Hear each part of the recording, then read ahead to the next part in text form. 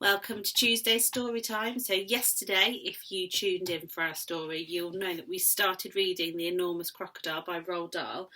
If you didn't get to see that video, you can go onto the YouTube channel and watch it, or you can go back onto yesterday's Class Dojo page and you can click on the link and you can see it there. So we only read a really short part of the story yesterday. Let's just remind ourselves what happened. There were those two crocs in the muddiest river in Africa. One of them was not so big and the other one was enormous and had horrible teeth, and he was feeling extra hungry. He wanted to gobble up a child for lunch, and as he made his way through the jungle he met a couple of animals. He met Humpy Rumpy the hippopotamus, he also met Trunky the elephant and Mugglewump the monkey, and he just met Mugglewump the monkey and he was telling him all about the horrible things he was going to do. So let's see where we're up to. So Mugglewump says, "Oh, you horrid, hoggish croc," cried Mugglewump. "You slimy creature. I hope the buttons and buckles will stick in your throat and choke you to death." The crocodile grinned up at Mugglewump and said, "I eat monkeys too." And quick as a flash, with one bite of his huge jaws, he bit the tree that Mugglewump was sitting in and it came down. But just in time, Mugglewump jumped into the next tree and swung away through the branches. Phew! A bit further on, the enormous crocodile met the roly-poly bird. The roly-poly bird was building a nest in an orange tree. "Hello there, enormous crocodile," sang the roly-poly bird. "We don't often see you here in the jungle." "Ah," said the crocodile, "I have secret plans and clever tricks." "I hope it's nothing nasty," sang the roly-poly bird. "Nasty?" cried the crocodile. "Of course it's not nasty. It's delicious. It's luscious, it's super, it's muscious, it's duper, it's better than rotten old fish. You mash it and munch it, you chew it and crunch it, it's lovely to hear it go squish." "It must be berries," sang the roly-poly bird. "Berries are my favourite food in the world. Is it raspberries, perhaps? Or could it be strawberries?" "Well, no, it's not." The enormous crocodile laughed so much his teeth rattled together like pennies in a money box. "Crocodiles don't eat berries," he said. "We eat little boys and girls, and sometimes we eat roly-poly birds as well." Very quickly the crocodile reached up and snapped his jaws at the roly-poly bird.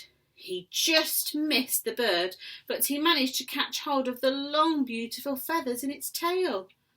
The roly-poly bird gave a shriek of terror and shot up into the air, leaving its tail feathers behind in the enormous crocodile's mouth. At last, the enormous crocodile came out of the other side of the jungle into the sunshine. He could see the town not far away. "Ho, ho," he said, talking aloud to himself. "Ha, ha! That walk through the jungle has made me hungrier than ever.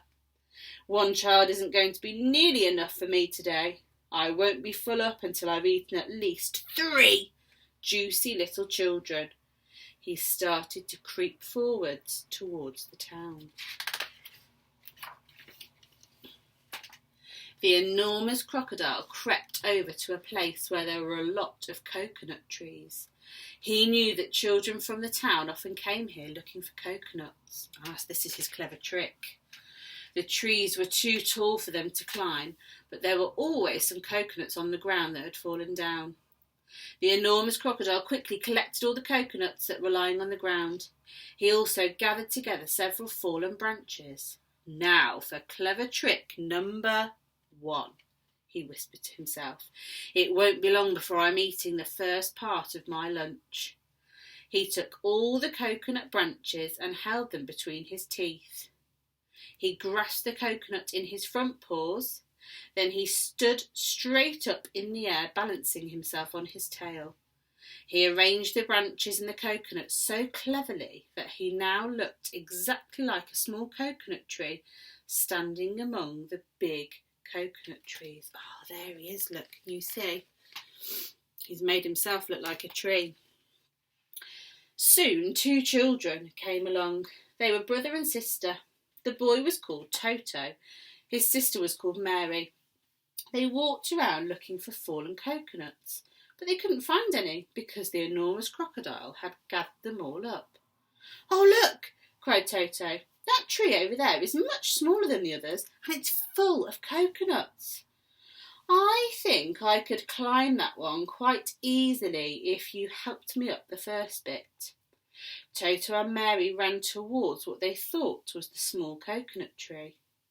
The enormous crocodile peered through the branches, watching them as they came closer and closer. He licked his lips. He began to dribble with excitement. Suddenly, there was a tremendous whooshing noise. It was Humpy Rumpy, the hippopotamus. He came crashing and snorting out of the jungle.